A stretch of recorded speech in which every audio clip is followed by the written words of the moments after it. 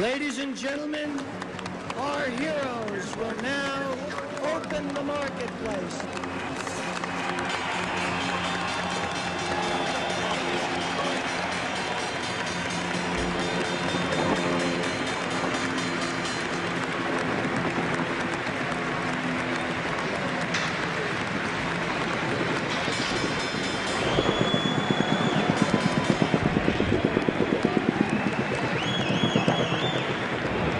And there you have it.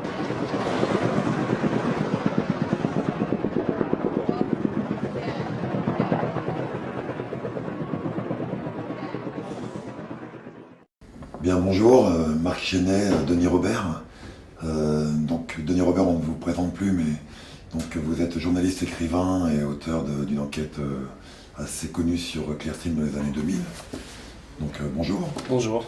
Marc Chenet, vous êtes professeur de finance et directeur de l'Institut Banque et Finance à l'Université de Zurich. Et vous êtes donc un académicien, un chercheur dans la finance. Bonjour. Bonjour. Alors, j'avais une première question pour Denis Robert. On parle de délinquance financière, c'est un terme qui est assez répandu.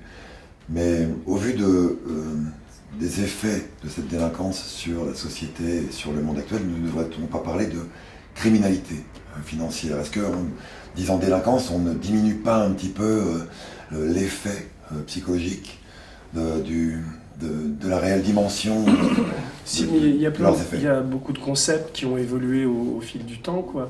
On parlait de white collar crime, de délinquance en col blanc, puis Ouais, après de tout à délinquance fait. financière, de crime organisé, de crimes financiers. C'est vrai qu'aujourd'hui, c'est comment dire, c'est presque un marronnier que de répéter ça. Il n'y a plus une finance blanche, une finance noire. On est dans un univers qui est assez gris, et on voit bien que les prédateurs financiers, ou en tout cas les criminels financiers, ont envahi petit à petit tous les secteurs de l'économie, quoi. Et qu'il y a des poches d'opacité un peu partout sur la planète financière qui leur permettent d'entrer, de pénétrer des tas de milieux, quoi. Non seulement les milieux du tourisme et tout ça, mais aussi on a vu il y a un rapport de l'ONU qui explique comment les cartels de Medellín ont sauvé des réseaux bancaires américains après la crise des subprimes.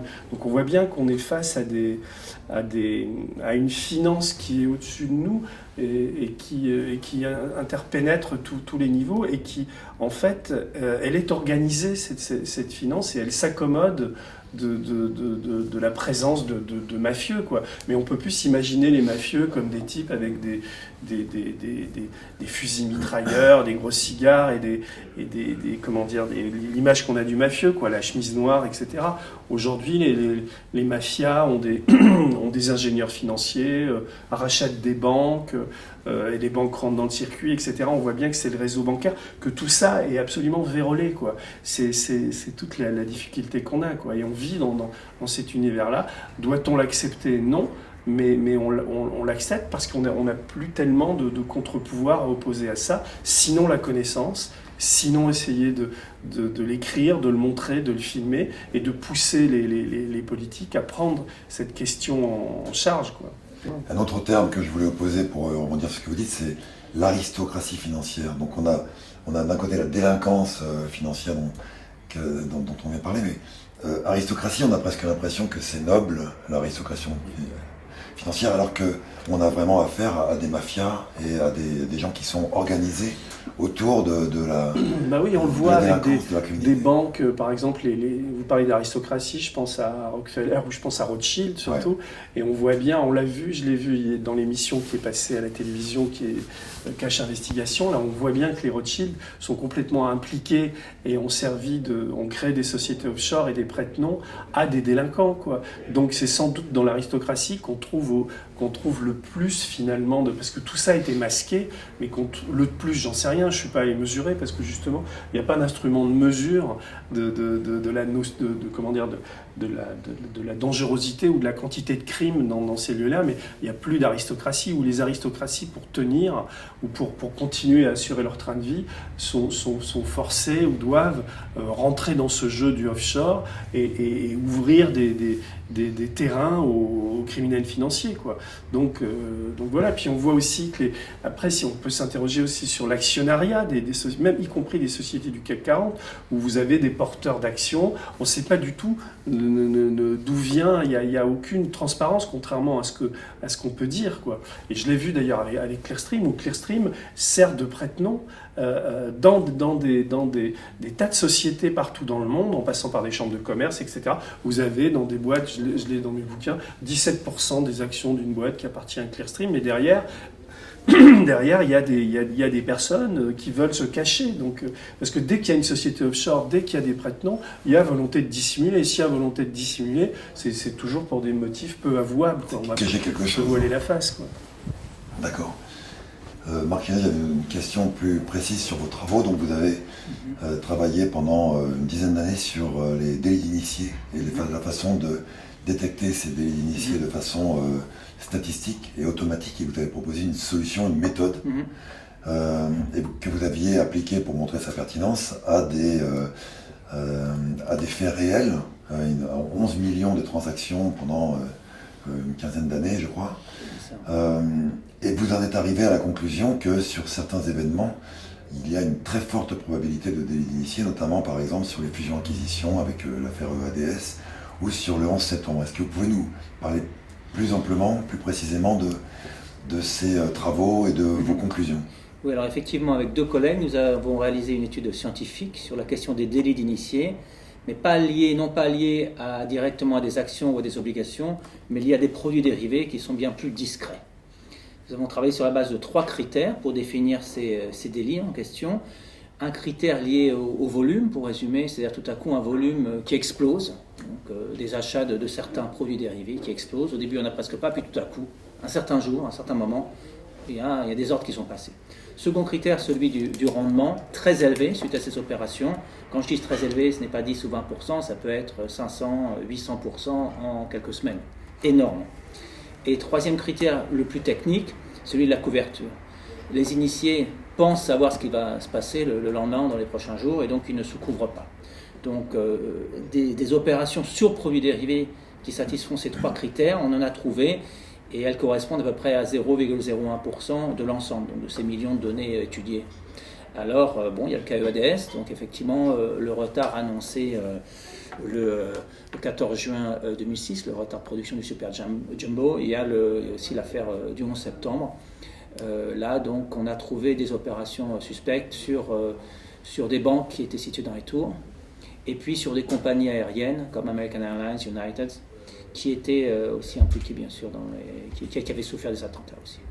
Donc voilà où on en est. Donc des opérations suspectes. Alors, bien sûr, on n'a pas de preuves puisqu'on n'a pas accès aux noms des passeurs d'ordre, des donneurs d'ordre, mais on a accès à des volumes et à des prix. Et donc vous avez conclu dans vos travaux qu'il y a une très forte probabilité de délit d'initié. Ça veut dire que des gens qui ont placé de l'argent, qui étaient des gens riches, de cette aristocratie dont parlait Denis, savaient à l'avance et précisément quelle compagnie allait être utilisée, quels avions allaient être utilisés, et pas quel autre. C'est-à-dire qu'il n'y a pas eu d'opération suspecte sur Air France ou sur d'autres compagnies. C'était précisément les compagnies qui ont servi le 11 septembre. C'est particulièrement pertinent. Est-ce que vous ne pensez pas qu'il y avait la matière à creuser beaucoup plus que ce qui a été fait? Oui, il faudrait creuser bien plus. Encore une fois, nous, ce qu'on a fait, c'est une étude statistique. On parle en termes de probabilité.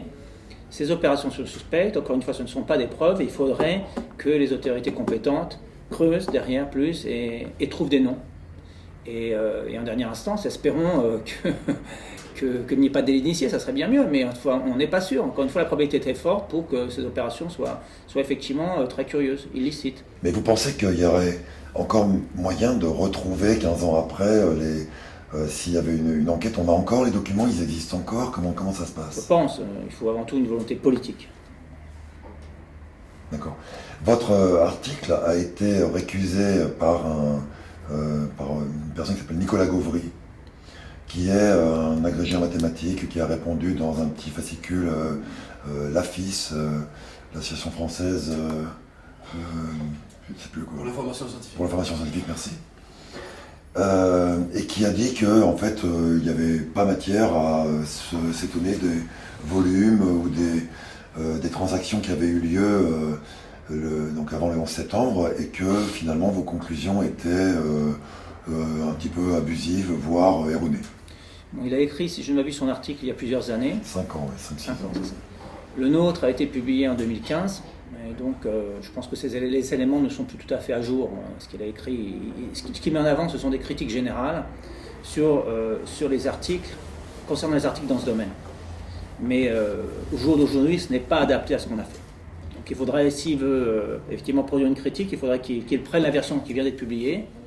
Et je serais très content à ce moment-là de lire sa critique, mais elle n'est plus adaptée. Ce qu'il a écrit à l'époque n'est plus adapté.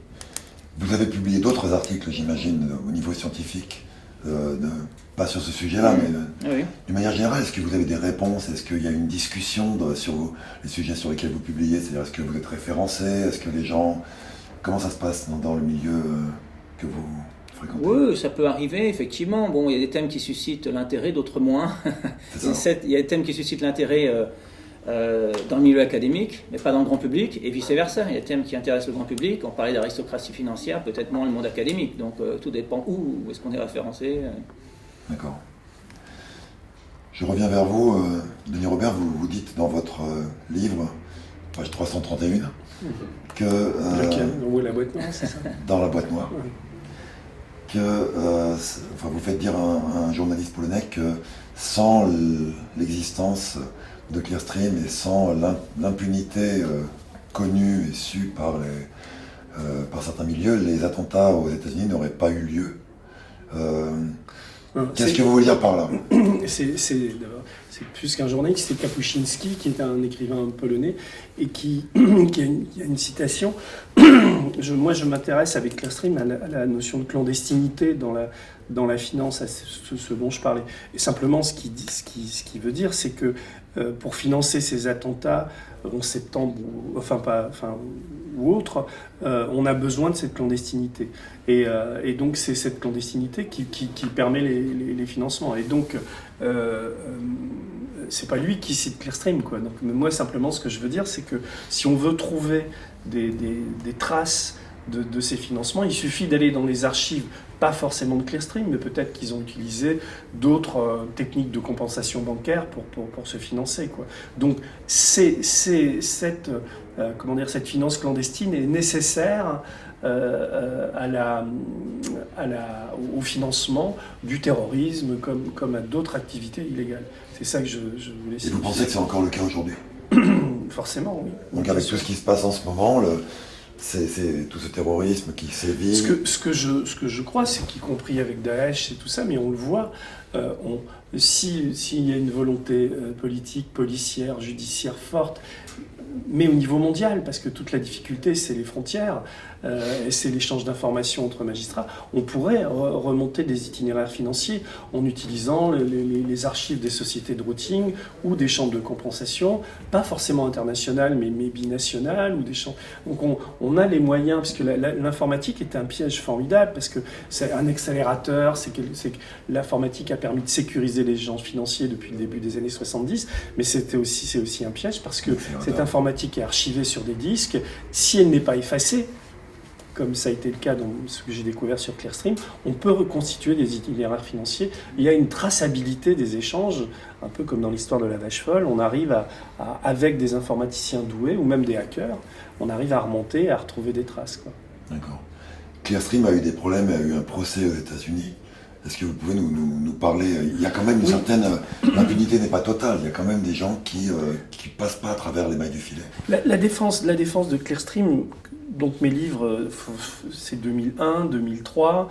Ensuite, il y a eu l'affaire, la deuxième affaire. Donc jusque 2009, on voit la défense systématique de Clearstream face aux faits que je leur envoyais, a toujours été de dire on n'est pas responsable de ce que font nos clients. Nous, on est comme la Poste. Nos clients, ce sont des banques ou des... Alors, ils sont obligés de reconnaître des sociétés offshore, ils sont obligés de reconnaître que des banques mafieuses sans Clearstream, mais ils disent, nous, Alors au début, ils disaient on fait une enquête, on prend que des gens qui ont de bonne réputation. Ils peuvent plus dire ça puisque j'ai prouvé le contraire. Mais après, leur défense ultime est de dire on n'est pas responsable de ce qu'il y a dans les enveloppes, quoi. Et ils se sont toujours défendus là-dessus.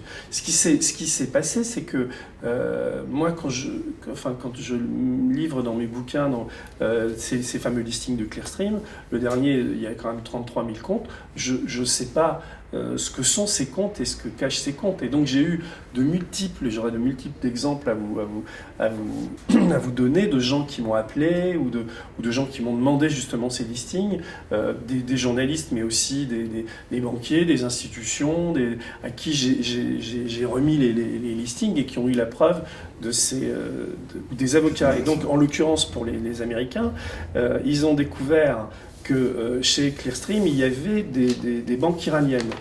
Et comme Clearstream est implanté aux États-Unis, a des bureaux à New York et travaille sur le sol américain avec des banques américaines, des familles de GIs qui étaient morts dans les attentats de Téhéran ont décidé de porter plainte contre Clearstream, puisqu'il y avait une loi fédérale américaine qui interdisait toute société ayant un rapport avec l'Iran à travailler sur le sol américain. Et Clearstream, pour se tirer de ce mauvais pas et de ce procès, a été obligé de reconnaître devant la cour du comté de New York, enfin du comté de la ville de New York, a été obligé de reconnaître qu'elle était responsable de ses clients et que c'était elle-même qui, à dessein, avait choisi de laisser une banque iranienne traiter sur le sol américain. Le reconnaissant, il n'y a pas eu de procès et ils ont payé une amende de 300 ou 400 millions quand même de dollars.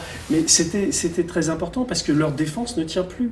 Ça veut dire c'était un maillon, si vous voulez, on parlait de clandestinité, mais Clearstream fait partie de cette clandestinité et c'était une sorte de maillon faible. Maintenant, ayant admis ça aux États-Unis, ils ne peuvent plus dans les procès ou même publiquement dire le contraire de ce qu'ils ont dit dans cette cour. Voilà. Et donc c'est pour ça que c'était très important, quoi. Cette semaine, on a les Panama Papers qui alimentent un peu l'actualité. Que pensez-vous de cette affaire des Panama Papers et des révélations sur tous ces comptes offshore? Elle fait suite à toutes celles qui l'ont précédée. Il y en aura d'autres. Donc effectivement, le système est à bout de souffle actuellement. Une aristocratie autoproclamée a le pouvoir et elle est particulièrement corrompue, une aristocratie financière. Donc ça continue effectivement.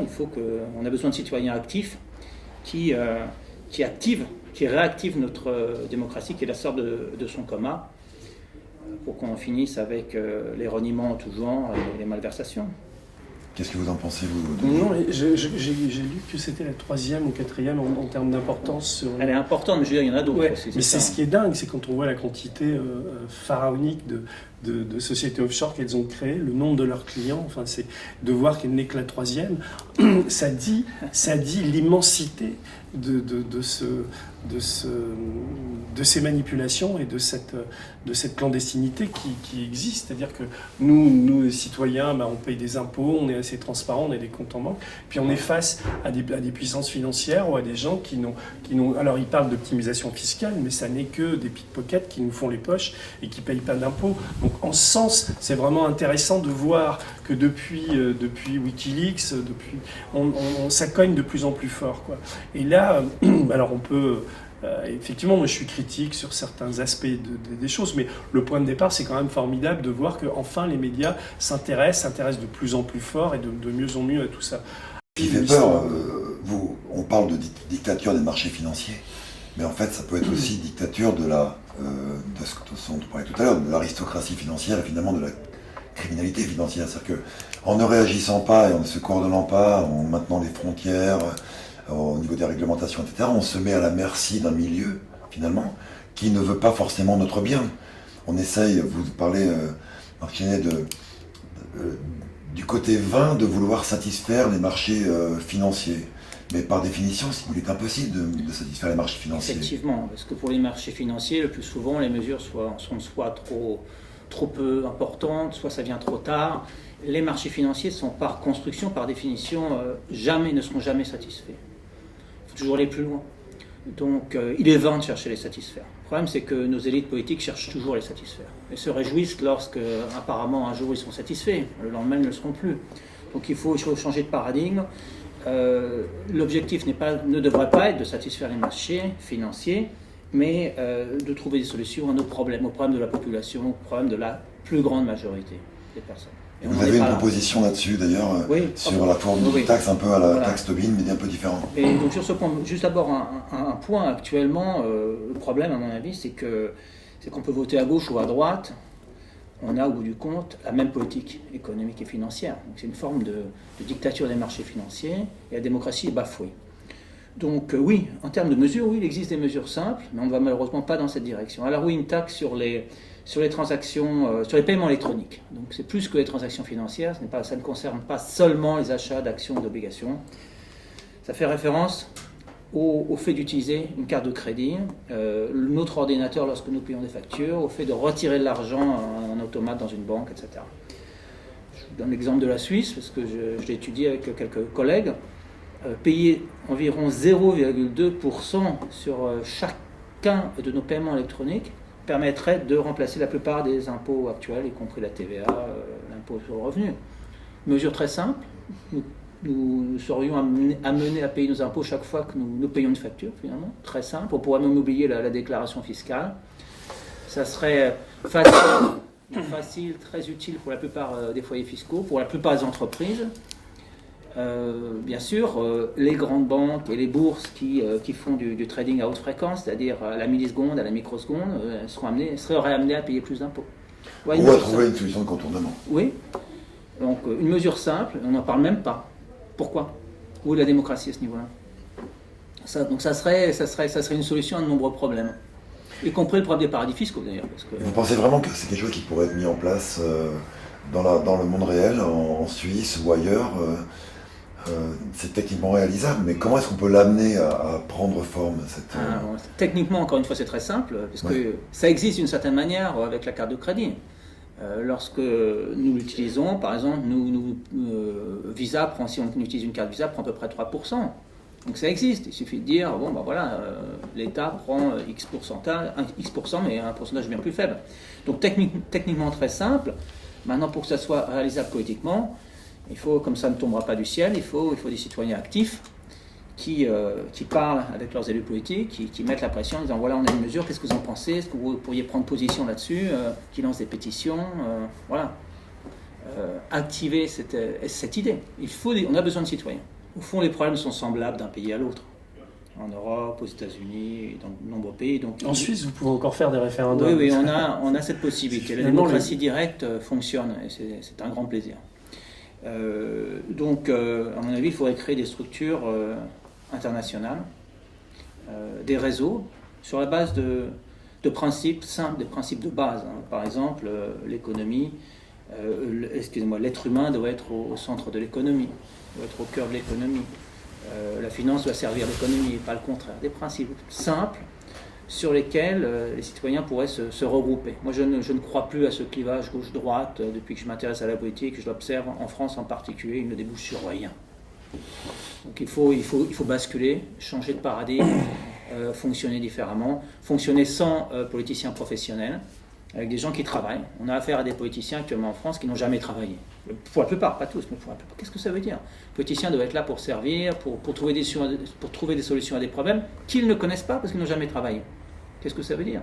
Donc il faut travailler des gens qui X jours par semaine ont leur emploi, et puis qui par ailleurs s'intéressent au bien commun. Donc changer vraiment le fonctionnement. On a affaire à des élites complètement déconnectées de la société.